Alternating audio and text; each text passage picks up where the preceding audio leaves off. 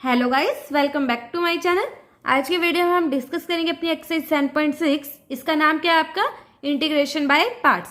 तो इसके हम आज डिस्कस करेंगे क्वेश्चन नंबर 13 से लेके 18 तक। इससे पहले हमने इस एक्सरसाइज का कंप्लीट कंसेप्ट और पहले वाले जितने भी क्वेश्चन थे हमारे 1 से लेकर 12 तक सब अच्छे से डिस्कस कर लिया था। तो अगर आपने वो वीडियोस नहीं देखे हैं तो हम उनका लिंक आपको डिस्क्रिप्शन बॉक्स में दे दूंगी, आप वहां से उन्हें चेकआउट कर सकते हैं। तो आज हम इसके कंसेप्ट को एक बार रिवाइज कर लेते हैं और उसके बाद अपने क्वेश्चंस करते हैं। तो चलिए स्टार्ट करते हैं अपने टॉपिक को।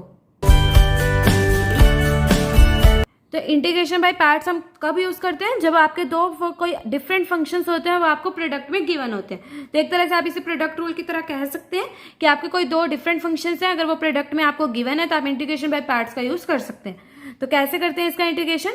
फर्स्ट कॉन्स्टेंट सेकंड का इंटीग्रेशन। ठीक है, इतना समझ आया? दो फंक्शंस प्रोडक्ट में थे, एक फर्स्ट फंक्शन एक सेकंड फंक्शन।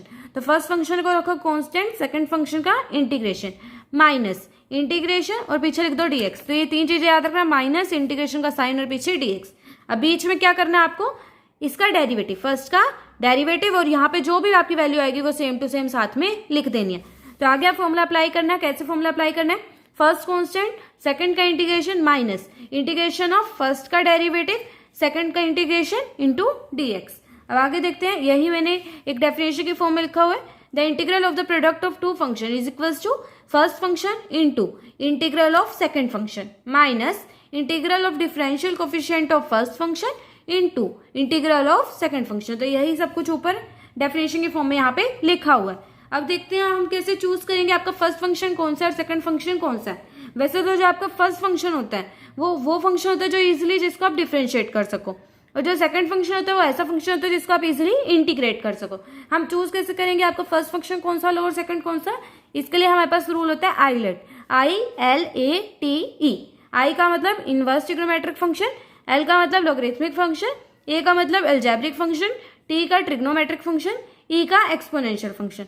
तो इसके अंदर अगर आपको जैसे कोई भी दो फंक्शन गिवन है, एक आपका आई है और एक आपका ए है, ठीक है, आपने चूज कर लिया एक आई है और एक ए है, एक इनवर्स ट्रिग्नोमेट्रिक फंक्शन है और एक अलजेब्रिक फंक्शन है। तो आप सब फर्स्ट कौन से को मानोगे? इसको, इनवर्स ट्रिग्नोमेट्रिक को, और सेकंड अलजेब्रिक को। तो इसी ऑर्डर वाइज आप अपने फंक्शन को फर्स्ट और सेकंड मानोगे। तो जैसे अगर ये दो फंक्शन गिवन है एल और टी वाली, तो फर्स्ट होगा आपका एल और टी होगा सेकंड। इतना आ गया समझ में अच्छे से? अगर आपको और भी अच्छे से समझना है, अगर कुछ भी कंफ्यूजन लग रही है, तो जो मैंने पहली वीडियो बनाई थी एक्सरसाइज 7.6 की, उसमें मैंने अच्छे से डिटेल में आपको पूरा कंसेप्ट एक्सप्लेन किया था, तो आप वो वीडियो भी चेकआउट कर सकते हैं। तो अभी तो हम रिवीजन कर रहे हैं, फिर भी मैं आपको समझाने की पूरी कोशिश कर रही हूँ। तो अभी आपने इतना समझ लिया कैसे आपके फंक्शन को आप फर्स्ट और सेकंड मानोगे। अब एक और दो पॉइंट्स और मैंने लिखे हुए हैं यहाँ पे। Method does not work for integration of under root sign x dx।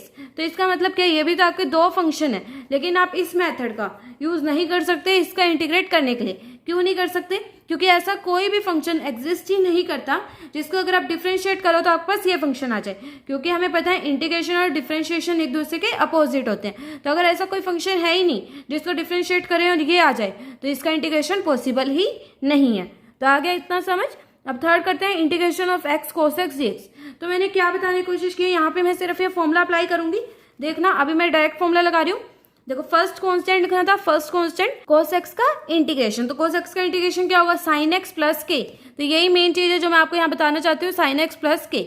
आगे देखो, प्लस के मैंने क्या लिखा? Constant of integration minus integration of, ये वाला फॉर्मूला लगा रहे हैं ना, इसके बाद इसका डेरिवेटिव, तो एक्स का डेरिवेटिव तो हो गया 1, और ये same to same into dx। तो ये आया हमारे पास। अब मैंने इसका डेरिवेटिव यहाँ पे k लिखा है मैंने, ठीक है ना? इतना समझ आ गया?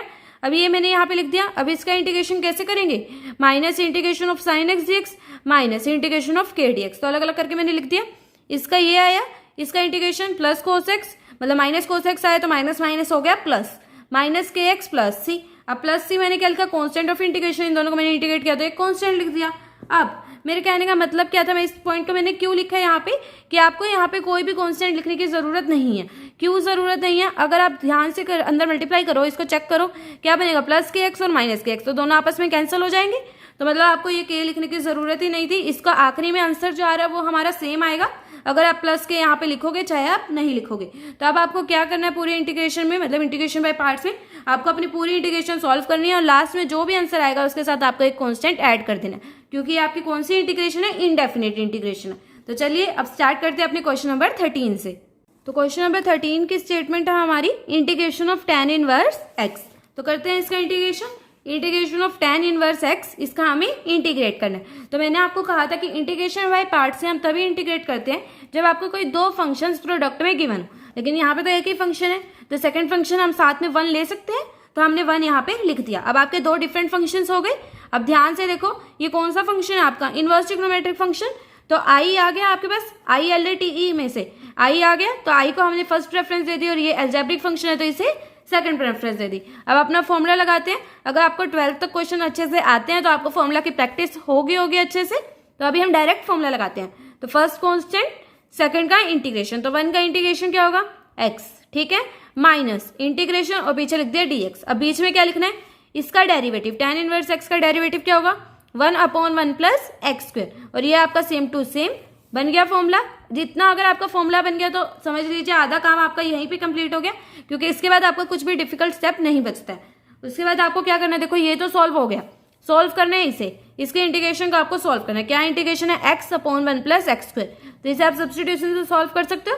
तो सॉल्व करते हैं, 1 प्लस एक्स स्क्वायर को क्या पुट कर दिया, t पुट कर दिया, सब्स्टिट्यूशन कर दी यहाँ पे, तो क्या आ गया x dx, इसके इक्वल आ गया dt/2 के। कुछ नहीं करा, दोनों साइड हमने डेरिवेटिव ले लिया, तो दोनों साइड डिफरेंशिएट करेंगे जैसे ही, तो क्या बनेगा 2x dx is equal to dt, यही बनेगा ना। तो d2 नीचे चला गया तो ये बन गया हमारे पास। अब यहाँ पे तो ये था, ये तो सेम टू सेम रहेगा, तो इस साइड को तो हमें देखना ही नहीं है, सॉल्व हमें इसे करना है। तो इसे सॉल्व करने के लिए अब क्या होगा, सिर्फ रिप्लेस कर दो, सब्स्टिट्यूशन तो कर ही दिया हमने। तो अब देखो x dx की जगह हम लिख सकते हैं dt/2, तो dt/2 और नीचे इसकी जगह लिख दिया हमने t। इतना आ गया क्वेश्चन सॉल्व करना। अब यहाँ ये तो सेम टू सेम है, -1/2, इसका integration log t plus c, constant हमने यहाँ पे ऐड कर दिया। जैसे हमारी इंटीग्रेशन खत्म हो गई हमने कॉन्स्टेंट ऐड कर दिया। अब देख लो log t प्लस c हो गया। उसके बाद क्या करना है, t को रिप्लेस कर दो, t की जगह लिख दिया हमने 1 प्लस एक्स स्क्वायर, तो 1 plus x square plus c हो गया। ये वाला क्वेश्चन कितना सिंपल सा था। अब करते हैं क्वेश्चन नंबर 14। इसकी स्टेटमेंट क्या है, integration of x log x का होल स्क्वायर इंटू dx। तो ये इसकी स्टेटमेंट है। तो देखते हैं, log है लोगरिथमिक फंक्शन, देखो i तो नहीं दे रखा इसमें, आइलेट रूल में से i नहीं है हमारे पास, l है, तो इसे हमने फर्स्ट मान लिया और इसको मान लिया हमने सेकंड, तो इतना हो गया। अब देखते हैं फर्स्ट कांस्टेंट, सेकंड का इंटीग्रेशन, तो x का integration x²/2 minus integration of first का डेरिवेटिव, इसका डेरिवेटिव क्या होगा, log x के होल स्क्वायर का मुझे डेरिवेटिव करना है, 2 log x, ठीक है। अभी तो ऊपर वाले के पावर का लगाया सिर्फ हमने 2 log x का 1/x, कुछ नहीं करा, सिर्फ चेन रूल लगाया। चेन रूल मैंने आपको डेरिवेटिव में अच्छे से समझाया था। तो 2 log x 1/x। अब ये सेम टू सेम यहाँ पे लिख दो, x²/2 इंटू dx। तो फॉर्मूला लग गया हमारा। अब करते हैं आगे क्वेश्चन सॉल्व कैसे करेंगे, log x का whole square x²/2 minus integration of, क्या बचेगा यहाँ x log x बचेगा, कैंसिल करके देखो सिर्फ x log x बचेगा, 2 से 2 कैंसिल, यही कैंसिल हो गया, तो बचा क्या x log x dx। अब ध्यान से देखो यहाँ पे भी प्रोडक्ट ऑफ 2 फंक्शंस हैं, तो यहाँ पे भी हमें सॉल्व करने क्या लगाना पड़ेगा, आइलेट, मतलब इंटीग्रेशन बाय पार्ट्स हमें दोबारा से अप्लाई करना पड़ेगा। तो करते हैं, ऐसे हमने क्वेश्चन नंबर 3 में भी किया था। देखो अब फर्स्ट और इसको लेंगे हम सेकंड, तो इसका काम तो खत्म हो गया, इससे तो सारी जगह सेम टू सेम चलाने आपके आंसर आने तक। तो काम किसका बचा है, इसका। कैसे करेंगे, देखो मैंने यहाँ माइनस भी लगा दिया, सेम टू सेम लिखना है, इसमें कुछ भी गड़बड़ी नहीं करनी है। तो इसको सॉल्व करते हैं, फर्स्ट कांस्टेंट, सेकंड का इंटीग्रेशन, तो इसका इंटीग्रेशन क्या होगा x²/2, ठीक है, माइनस इंटीग्रेशन ऑफ, पीछे लिख दिया dx, इसका डेरिवेटिव 1/x और x²/2 हमने साथ में लिख दिया, हो गया। फॉर्मूला यहाँ पे भी अप्लाई हो गया। तो अब तो क्वेश्चन का सारा मुश्किल काम बिल्कुल अच्छे से खत्म हो चुके हैं। तो इतना हमने कर दिया, माइनस, अब यहाँ पे देखो ये बचा, यहाँ पे क्या बचेगा, इसको कैंसिल करो तो x/2, तो 1/2 मैंने बाहर लिख लिया, तो इंटीग्रेशन ऑफ x क्या होगा x²/2, कुछ नहीं करा था हमारे पास, क्या था यहाँ पे देखो क्या बचेगा x/2, ठीक है, 1/2 मैंने बाहर लिख लिया, बाहर आ गया इंटीग्रेशन से, तो बचा क्या x dx, तो x dx का इंटीग्रेशन x²/2 प्लस c हो गया। उसके बाद क्या करना है, कुछ भी नहीं बचा, मैंने थोड़ी सी कैलकुलेशन कर दी है, 1/4 लिख दिया, इसको x² प्लस c हो गया। ये वाला क्वेश्चन भी सॉल्व, बिल्कुल सिंपल है। अब करते हैं question number 15, integration of x² + 1 log x into dx। फिर भी अगर आपको कोई भी दिक्कत हो तो नीचे कमेंट कर देना, मैं आपके कमेंट का रिप्लाई करने की जरूर कोशिश करूंगी। तभी x² + 1 log x into dx, तो log वाला फंक्शन फर्स्ट होगा और ये अलजेब्रिक फंक्शन सेकंड। तो फर्स्ट कांस्टेंट, इसका इंटीग्रेशन x³/3 प्लस x, यही होगा इसका इंटीग्रेशन। तो बिल्कुल सिंपल इंटीग्रेशन, बेसिक फॉर्मूलाज थी है हमारे इंटीग्रेशन के। Minus integration of log x का डेरिवेटिव 1/x, ये same to same into dx। तो होप करती हूँ अभी तक फॉर्मूला अप्लाई करने में तो कोई भी दिक्कत नहीं आ रही होगी। log x हो गया, ये सेम टू सेम, ये तो हर जगह सेम ही चलेगा, तो करना सिर्फ इसे सॉल्व है। तो करते हैं इसको 1/x को जैसे ही अंदर मल्टीप्लाई करोगे तो क्या बनेगा, x²/3 प्लस 1, यही बनेगा इंटू dx। तो अब इसके इंटीग्रेशन सॉल्व कर लो। इसके इंटीग्रेशन क्या होगी, x²/3 की इंटीग्रेशन 1/3 बाहर, अंदर x² dx। तो x² के इंटीग्रेशन x³/3 इतना हो गया, प्लस x प्लस 1 की इंटीग्रेशन प्लस x, माइनस से मैंने डायरेक्ट मल्टीप्लाई कर दिया, प्लस c। हो गया 15th क्वेश्चन भी सॉल्व। तो अब करते हैं क्वेश्चन नंबर 16। इस क्वेश्चन को करने से पहले आपको एक चीज अच्छे से पता होनी चाहिए, इस क्वेश्चन में आगे वाले कई क्वेश्चंस में आपके यही वाला फॉर्मूला यूज होगा। क्या फॉर्मूला है ये आपका, integration of e⁻x into fx plus f'(x) into dx is equals to e⁻x fx plus c। तो ये आपको फॉर्मूला याद रखना है, याद नहीं करना, एक तरह से आपको अभी याद हो जाएगा, मैं कराती हूँ। क्या करना है, अगर आपको कोई भी क्वेश्चन इस फॉर्म में गिवन हो, किस फॉर्म में, इंटीग्रेशन है, अंदर आपको गिवन है e⁻x, उसके अंदर आपको क्या गिवन है, एक फंक्शन, ब्रैकेट के अंदर क्या गिवन है, एक फंक्शन प्लस उसका साथ में ही डेरिवेटिव, क्या है, एक फंक्शन और उसका derivative into dx is equals to, आपका आंसर क्या होगा, e⁻x इंटू fx, मतलब वो फंक्शन और e⁻x प्लस c। तो ये आपका आंसर होगा। कैसे आया ये आंसर, सॉल्व करके देखते हैं इसे। कुछ नहीं करा मैंने, इसे अंदर मल्टीप्लाई करा। क्या करा, integration of e⁻x fx dx plus integration of e⁻x f'(x) into dx। तो कुछ नहीं करा, सिर्फ अंदर मल्टीप्लाई किए। तो मल्टीप्लाई करने के बाद मेरे पास ये दो इंटीग्रेशन बन गई। अब इसे सॉल्व करते हैं, कैसे करेंगे, मैं सिर्फ इस पे अभी हाईलाइट रूल लगाती हूँ, ठीक है, सिर्फ मुझे इस पे हाईलाइट रूल लगाना है और आपके पास अपने आप ये वाला आंसर आ जाएगा। तो ज्यादा सॉल्व करने की कोई भी जरूरत नहीं है इस तरह के क्वेश्चंस में। अगर आपको कुछ भी इस तरह का गिवन है तो आपको क्या करना है, डायरेक्ट ये फॉर्मूला लिख देना है और अपना आंसर लिख देना है। तो क्या करना, मेरे पास ये मैंने खोला अंदर, तो ये बन गया। अब क्या होगा, फर्स्ट फंक्शन ये, एक्सपोनेंशियल फंक्शन हो गया आपका सेकंड। तो फर्स्ट कांस्टेंट, सेकंड का इंटीग्रेशन, तो integration of e⁻x is e⁻x minus integration of first का डेरिवेटिव, तो f'(x) e⁻x into dx plus this, इतना आ गया। अब देखो कुछ भी नहीं है, ये कैंसिल हो गए आपस में, तो आंसर क्या आया, e⁻x fx प्लस c। हो गया क्वेश्चन सॉल्व। कितना सिंपल सा, मतलब फॉर्मूला सॉल्व कितना सिंपल था। क्या था, अगर कोई आपको एक्सपोनेंशियल फंक्शन e⁻x, उसके ब्रैकेट में आपको गिवन हो fx और f'(x), मतलब एक फंक्शन और साथ में उसका डेरिवेटिव, तो आंसर क्या आएगा, function into e⁻x plus constant of integration. तो ये आपका आंसर होगा। सॉल्व करना हमने प्रूफ भी देख लिया, अंदर मल्टीप्लाई करो, एक को फर्स्ट मानो एक को सेकंड। तो फर्स्ट मानने के बाद ये आपका जो भी साथ में डेरिवेटिव आएगा, देखो ये कैंसिल हो जाएंगे, तो आंसर आपका यही बचेगा। तो अब 16 क्वेश्चन आपका इसी पे बेस्ड है, integration of e⁻x sin x plus cos x into dx। तो कैसे करेंगे हम इसे, देखो अब आप डायरेक्ट चाहो तो इसका डायरेक्ट आंसर लिख सकते हो। क्या करना है, आपको सिर्फ एक ये फॉर्मूला लिख के दिखा देना है, integration of e⁻x fx plus f'(x) is equals to e⁻fx plus c। अभी मैंने आपको ये वाला पूरा फॉर्मूला लगा के दिखाया। क्या किया मैंने, अंदर मल्टीप्लाई कर दिया, ठीक है, अगर आपको लगाना आता है तो आप जरूर लगा के आना पेपर में। आपने अंदर मल्टीप्लाई कर दिया, ठीक है, अब इसे फर्स्ट मान लिया और इसे सेकंड। मैंने कैसे पता चला कि ये इस टाइप का क्वेश्चन है, क्योंकि देखो ये fx था और यहाँ इसका डेरिवेटिव, तो sin x का डेरिवेटिव क्या होता है, cos x होता है। तो मतलब ये आपका आंसर क्या आना चाहिए, e⁻x sin x plus c। Answer पता चल गया। क्वेश्चन का स्टेप भी अप्लाई कर लेते हैं। फर्स्ट कांस्टेंट, सेकंड का इंटीग्रेशन माइनस फर्स्ट का डेरिवेटिव, सेकंड का integration into dx plus this. तो ये कैंसिल हो गए, तो आंसर आया e⁻x sin x plus c। हो गया क्वेश्चन सॉल्व। अब करते हैं क्वेश्चन नंबर 17। तो ये क्वेश्चन भी कुछ ऐसा ही है, integration of x e⁻x upon में 1 प्लस x का होल स्क्वायर इंटू dx। तो इस क्वेश्चन को भी अगर आप ध्यान से देखोगे ना, थोड़ा सा सोचना पड़ेगा इस क्वेश्चन में आपको, लेकिन अगर आप थोड़ा सा सोच लेते हो आपको पता चल जाता है कि इसको किस तरह से आपको करना है, तो आपको अपने आप समझ आ जाएगा। जो हमने लास्ट टाइप डिस्कस करी है उसी टाइप के अंदर ये वाला क्वेश्चन भी आपका आता है। तो करते हैं कैसे सॉल्व करेंगे। हमारी लास्ट टाइप क्या थी, integration e⁻x into fx plus f'(x) किसके इक्वल होता है, e⁻x fx प्लस c। तो इतना हमने पढ़ लिया। तो अभी करते हैं इसको कैसे करेंगे इंटीग्रेट। आपको क्या करना है, +1 -1। क्या करा, अपने आप +1 कर दिया और साथ में -1। तो ये आपको कैसे पता चलेगा आपको +1 करना है और -1 करना है? आप अपने डिनोमिनेटर को देखिए, यहाँ पे क्या बना हुआ है आपका 1 + x का होल स्क्वायर। तो कुछ ऊपर भी 1 + x की तरह बन सकते हैं, तो इसलिए हमने क्या करा, +1 कर दिया और -1 कर दिया। तो इंटीग्रेशन ऑफ, अब देखो इसको मैंने क्या करना है, अलग अलग करके लिखना है। किस तरह से अलग करेंगे देखते हैं। मैं लिखती हूँ, यहाँ पे लिख सकती हूँ x + 1 एक साइड, ठीक है, -1 इस तरह से लिख सकते हैं इसे।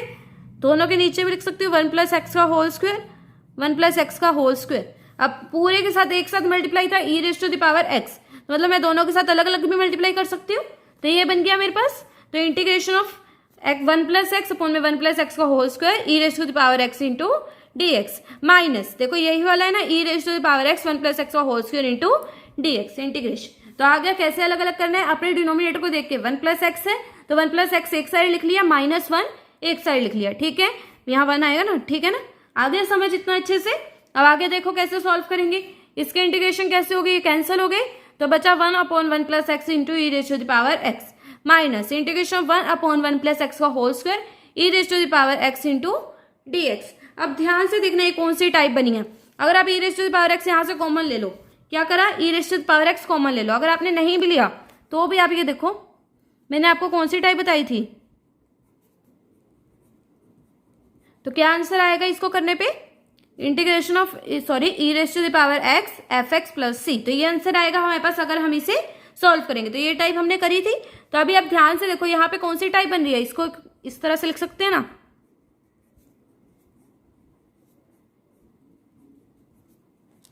ठीक है, इतना आया। तो मतलब आपको सिर्फ इतना समझना है, कुछ भी ज्यादा नहीं समझना है, ना ज्यादा कंफ्यूज होना, सिर्फ इतना समझना है कोई भी एक फंक्शन जो अगर एक्सपोनेंशियल के साथ मल्टीप्लाई में और साथ में ही उसका एक डेरिवेटिव भी है, जो वो भी किसके साथ मल्टीप्लाई में है, एक्सपोनेंशियल के साथ इंटू dx। तो यही वाली टाइप बन गई, एक फंक्शन साथ में उस exponential plus integration of exponential और साथ में उसका डेरिवेटिव इंटू dx। तो यही वाली टाइप है यहाँ पे आपकी। आप चाहो तो ज्यादा कंफ्यूज नहीं होना है तो e⁻x को एक साथ रख लो दोनों को इंटीग्रेशन में। उसके बाद क्या कर सकते हो, आपको सिंपली इसी टाइप से आपको समझ आ जाएगा, आप एक साथ भी रख सकते हो इसमें इंटीग्रेशन में। तो इतना हो गया। अब आंसर क्या बनेगा, देखो ये फंक्शन है, ये इसका डेरिवेटिव है, 1/1 + x का डेरिवेटिव क्या होता है, -1/1 + x का होल स्क्वायर। तो आंसर क्या आएगा, आंसर तो पता चल गया होगा, e⁻x fx + c। तो ये आंसर है आपका। मैंने फॉर्मूला अप्लाई कर दिया, ये फर्स्ट है और ये सेकंड है। तो फर्स्ट कांस्टेंट, सेकंड का integration minus integration of first का डेरिवेटिव इंटू सेकंड का इंटीग्रेशन इंटू dx, ठीक है, इतना आपका आ गया। तो ये दोनों हो गए आपके कैंसल और आंसर बचा आपका ये। फिर भी कोई भी डाउट हो तो कमेंट जरूर कर देना, मैं आपको नेक्स्ट वीडियो में अच्छे से समझा दूंगी। कुछ नहीं करना था हमें, हमारे पास हमने +1 किया -1 किया, हमें पता चला कि एक तो फंक्शन है और दूसरा उसका डेरिवेटिव है और साथ में e⁻x भी है, तो मतलब हम अपना फॉर्मूला लगा सकते हैं। तो दो ही कंडीशन, एक फंक्शन होना चाहिए उसका डेरिवेटिव और साथ में होना चाहिए e⁻x। हो गया ये वाला क्वेश्चन सॉल्व। अब करते हैं question number 18। Integration of e⁻x 1 + sin x upon में 1 + cos x इंटू dx। तो इसकी आपको इंटीग्रेशन सॉल्व करनी है। तो कैसे करेंगे इसके इंटीग्रेशन, ध्यान से देखो, इसमें हमें ट्रिग्नोमेट्रिक फॉर्मूला यहाँ पे अप्लाई करना है। तो 1 + sin x, इसको क्या लिख सकते हो, 1 + sin x का फॉर्मूला क्या होता है, sin 2θ का मतलब sin 2x का फॉर्मूला क्या होता है, 2 sin x cos x। यही होता है हमारा ट्रिग्नोमेट्रिक फॉर्मूला। अगर आपको ट्रिग्नोमेट्रिक फॉर्मूलाज याद नहीं है तो मैंने अपने चैनल पे वीडियो अपलोड कर रखी है, तो आप उसे चेकआउट कर सकते हैं, वहां से आप सभी ट्रिग्नोमेट्रिक फॉर्मूला बहुत आसानी से कर सकते हैं। तो sin x का क्या आया, 2 sin x/2 cos x/2, यही बनेगा आपका ट्रिग्नोमेट्रिक फॉर्मूला। हमने कुछ नहीं करा, सिर्फ अपने फॉर्मूला को खोल दिया, क्योंकि sin 2x का फॉर्मूला क्या होता है, 2 sin x cos x, यही होता है फॉर्मूला। तो अभी तो हमारे पास sin x है सिर्फ, तो मतलब दोनों एंगल को आपने क्या करना है, हाफ कर देना, इतना आ गया। अब 1 + cos x का फॉर्मूला क्या होता है, 2 cos² x/2। ये फॉर्मूला तो हमें अच्छे से याद होता है, 11th में भी हमें अच्छे से बहुत बार यूज होता है। तो integration of e⁻x in bracket में क्या आएगा आपके पास, 1/2 sec² x/2 प्लस, ये नहीं खोलना आया, अभी देखो अच्छे से करते हैं क्या बनेगा। वैसे में डायरेक्ट लिखा हुआ है tan x/2। कैसे करा मैंने इसे, ध्यान से देखना, मैंने कुछ नहीं करा, आज नीचे अलग अलग करके लिखो, ठीक है। इतना मैंने एक साइड का लिख दिया, प्लस 2/2, यही बनेगा sin x/2 cos x/2 upon में cos² x/2, ये बनेगा आपके पास। कुछ नहीं करा, सिर्फ एलसीएम को अलग अलग करके यहाँ पे लिख दिया। अब आंसर क्या आएगा, 1/2 सेकेंड स्क्वायर एक्स बाई 2 ये लिख दिया यहाँ पे, प्लस यहाँ पे कैंसिल करो 1 बचेगा और इसको कैंसिल कर दो तो क्या बनेगा tan x बाई 2। तो इतना आ गया करना, बिल्कुल सिंपल सा था, कुछ नहीं करा अभी तक तो हमने इंटीग्रेशन बाय पार्ट्स भी नहीं लगाया है। तो क्या किया, सिर्फ अपने ट्रिग्नोमेट्रिक फॉर्मूलाज को अप्लाई किया है। तो इतना आ गया। अब देखो e raise to the power x आपको मिल गया, ये fx है और ये f डैश x है। आया समझ? tan x बाई 2 का डेरिवेटिव लो, क्या बनेगा, second square x by 2 into 1 by 2, तो यही बनेगा। तो आप डायरेक्ट लिख सकते हैं e raise to the power x tan x by 2 plus c। मैंने आपके लिए फॉर्मूला खोला हुआ है और अगर आपको आता है तो आप जरूर करके आना पूरा। देखो क्या करना है, अलग अलग करा, ठीक है, अलग अलग कर दिया। अब ये फंक्शन था ना, तो इसके लिए अप्लाई करते हैं। फर्स्ट इसको किसको मानेंगे, देखो फर्स्ट इसे ही मानेंगे और सेकंड इसे। फर्स्ट कांस्टेंट, सेकंड का integration minus integration of first का डेरिवेटिव, तो tan x बाई 2 का derivative 1 by 2 second square x by 2 e raise to the power x into dx plus ये आपने यहाँ पे लिख दिया सेम टू सेम। तो ये हो गया आपके कैंसल और आंसर आपके पास क्या आ गया, tan x by 2 e raise to the power x plus c। तो हो गए हमारे 18 तक क्वेश्चन सॉल्व। तो अपनी नेक्स्ट वीडियो में हम इस एक्सरसाइज को कंप्लीट करेंगे। तो अगर आपके लिए वीडियो हेल्पफुल रही हो तो प्लीज़ इस वीडियो को एक लाइक कर दीजिए और मेरे चैनल को ज़रूर सब्सक्राइब करें और साथ में बेल आइकन को भी क्लिक करें ताकि मेरी आने वाली सभी वीडियो की नोटिफिकेशंस आपको मिल जाएं। और आप मुझे इंस्टाग्राम पे भी फॉलो कर सकते हैं लेटेस्ट अपडेट्स के लिए। Thank you.